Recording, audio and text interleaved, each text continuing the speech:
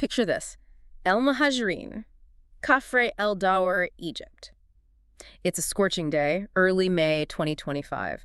Dust hangs heavy in the air, the heat just presses down on everything. The usual street noise seems somehow distant. Kind of heavy, thick silence. Exactly, and then that silence shatters. An elderly man bursts into the police station. He's frantic, clutching this small figure, a boy. Just 11 years old. Ziad, yeah. Ziad. Pale, shaking like a leaf, eyes just wide with, well, sheer terror.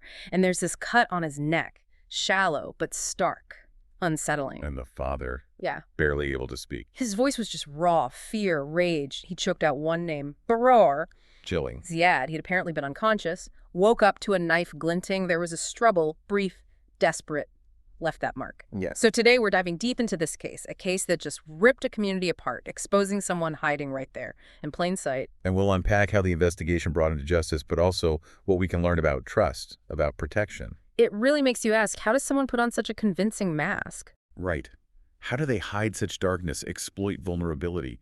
How do we possibly spot that wolf in sheep's clothing, especially when they seem like, a helpful neighbor? So the police get this report about Ziad. Their response is immediate, fast, but also quiet.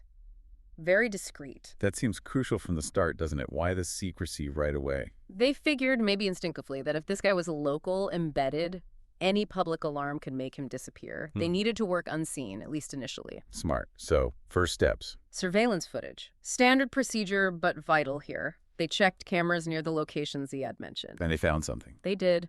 Footage of Ziad entering this large corner store kiosk looked totally normal from the outside. Yeah. Then later, footage of him coming out, visibly upset, anxious, terrified, really. Wow, okay, so the kiosk is key.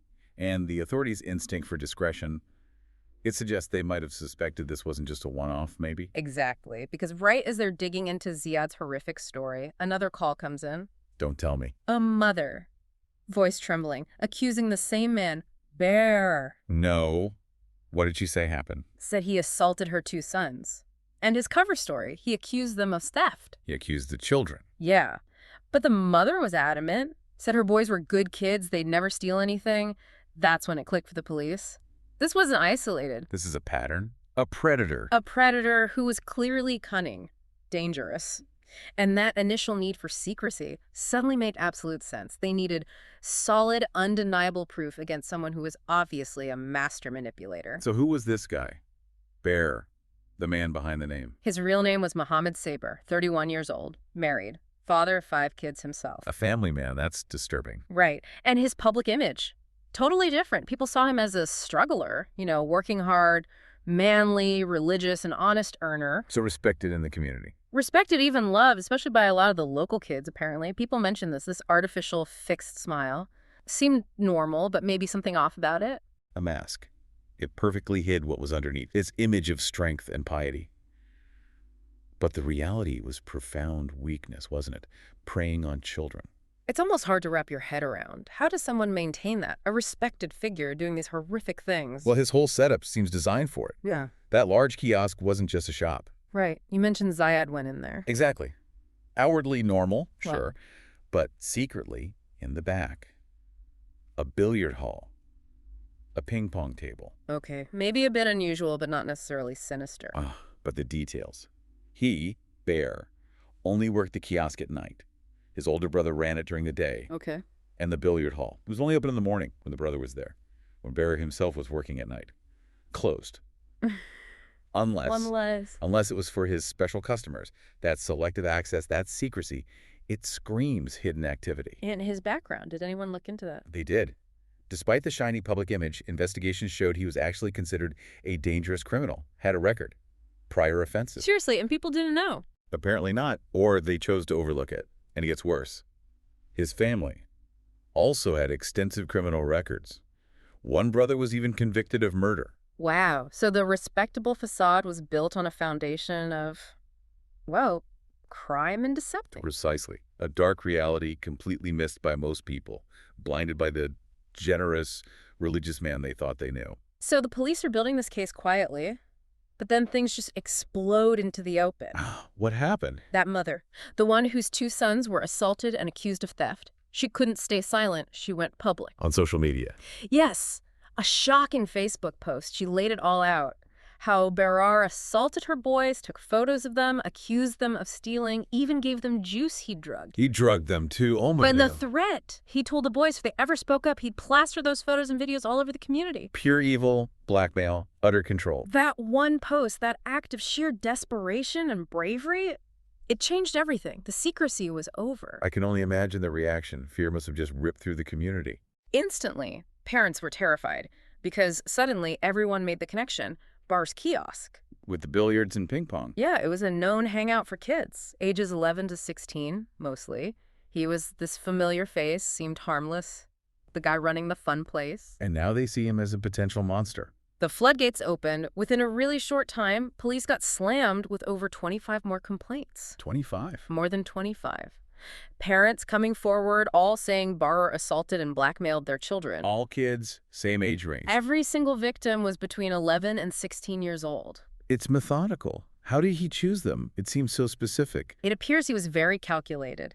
He went for kids likely to be scared, easily intimidated, kids who hung around his shop often, maybe kids whose parents weren't watching their every move outside. Yeah.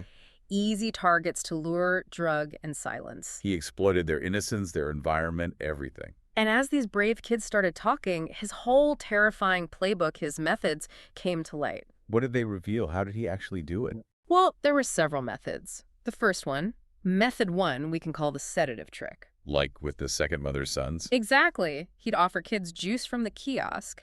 Seems nice, right? But it was laced with drugs. He'd invite them into the back, the billiard room, for games. Then they'd be drowsy, vulnerable. Utterly predatory. What else? Method 2 was the fake theft accusation. This one is insidious. How did that work? He'd ask a kid, hey, can you watch the kiosk for a minute? I need to pop out. Maybe say he's going to the mosque or the restroom. Building trust, setting them up. Totally. Yeah. Then he comes back and makes this big show of checking the drawer. Suddenly, oh my God, where's the money? Claims a huge amount is missing, like 20,000, 25,000 Egyptian pounds. Which was never there to begin with, presumably. Right. He terrifies the child, screams, accuses them of being a thief, threatens to tell everyone, ruin their name. The kid is panicking, obviously. Of course, their whole world is collapsing. Then he switches tactics, offers a deal. Look, I'll forgive you if you just come with me to my apartment next door to talk. And the apartment. That's where the assaults happen. That's where they happened, followed by him taking photos, creating leverage. And once he had those photos, That leads to method 3, the blackmail cycle. He didn't need the drugs or the fake theft scam anymore. he just used the threat. Exactly. He'd send a victim a photo, tell them, come to me. Now, if they refused, he'd threaten to release the images everywhere. They were trapped, silenced by fear and shame. It's psychological torture. Absolutely. He knew exactly which buttons to push, exploiting their innocence, their fear of public humiliation. They're kids. They don't know how to fight back against that kind of manipulation. He turned their own sense of right and wrong against them. Made them feel complicit, perhaps, or just utterly powerless, weaponizing childhood fears. So eventually, the evidence mounts, the police move in, they arrest Baarour. What's his reaction? Predictable in a chilling way. Complete denial. Confident denial. He just lied. Insisted he didn't even know these children. Said their stories were just fantasies, kids making things up. Even with over 25 families accusing him. Even then. And he kept up the act. That artificial smile. He actually told the police, go ask the community. Ask them how generous I am. I give gifts to children. He genuinely thought his public image would save him. It seems so. It's a classic narcissist or sociopath playbook, isn't it? Believing your own lies, thinking your facade is impenetrable. He was so deep in his deception, he probably couldn't distinguish it from reality anymore. But reality caught up with him. The evidence was just too much. What was the turning point? Well, firstly, the children underwent forensic examinations. Tragically, those confirmed the assaults. Physical evidence. Hard to refute. And then there was the issue with the lawyers. Baarour's family, remember their criminal background, they started threatening the lawyers who were representing the victims' families. Trying to intimidate them into dropping the cases. Exactly. But the lawyers held firm, showed incredible courage. But the real nail in the coffin, the technical examination of Baarour's phone. The digital trail. What did they find? It was horrifying. Over 50 video clips. 52 to be exact. Filmed by Baarour himself. Documenting the assault. Documenting everything. God, that's Incontrovertible. That's the kind of evidence that shatters any denial. Modern forensics, digital footprints, they trap criminals who think they're invisible. He tried one last desperate move, apparently. Claimed mental illness. Another common tactic when the walls are closing in. Didn't work. Faced with the videos, the forensic evidence, the sheer number of victims, he finally confessed, told the public prosecution everything. Did anything new come out in the confession? Yes, something awful that hadn't even been reported yet. He admitted he'd previously kidnapped another child, held him for 9 hours. 9 hours? What happened? He drugged the boy, but then he realized the child's family was out searching frantically, so he kept the boy hidden, terrified, until things calmed down outside. And then just let him go. Released him near an apartment building, threatened him into absolute silence. The boy was so traumatized he never told his parents what happened. Unbelievable. Another victim, hidden by fear. So, confession, overwhelming evidence. What happened legally? Justice was remarkably swift in this case. In the very first court session, he was referred to the Grand Mufti. Which in Egypt often precedes Ratification of a death sentence, yes. The community's anger started to subside then. A sense, finally, that justice was being served for those children. It really is a story about courage, isn't it? Not just the system working, but individual bravery. Absolutely. We have to acknowledge Zayed and his father, their courage to be the first to speak out. They ignited everything. Without them, who knows? True. And the police work, that initial discretion turning into meticulous evidence gathering. The lawyers, too, standing firm against threats, the public prosecution building the case, the judiciary ensuring impartiality. It was a collective effort, really. But the core of it, the victims. Those children were completely blameless. Victims in every sense of the word. The weakness wasn't theirs. It was bearers. His predatory nature, exploiting innocence because he was fundamentally a coward. So, when we step back from this horrific case, what's the main takeaway for us, for you listening? For me, it highlights how critical open communication is with our children. Building that deep friendship, that trust, where they feel safe telling us anything, no matter how strange or unsettling it sounds. We have to listen, and crucially, we have to believe them. Believe them. That seems key. And recognizing that danger doesn't always look dangerous. It can wear that fixed smile, run the local shop, seem like a pillar of the community. It really forces us to confront a difficult question. In a world where predators can hide so effectively, how do we better equip ourselves, and especially our children, to see through the deception? How do we foster the courage to speak out? Makes you think, doesn't it? Maybe we all need to be a bit more vigilant, a bit more open with the young people in our lives, because you just never know when that open door, that trusting ear, might be the most important thing in the world. The conversations we least expect might be the ones that matter most.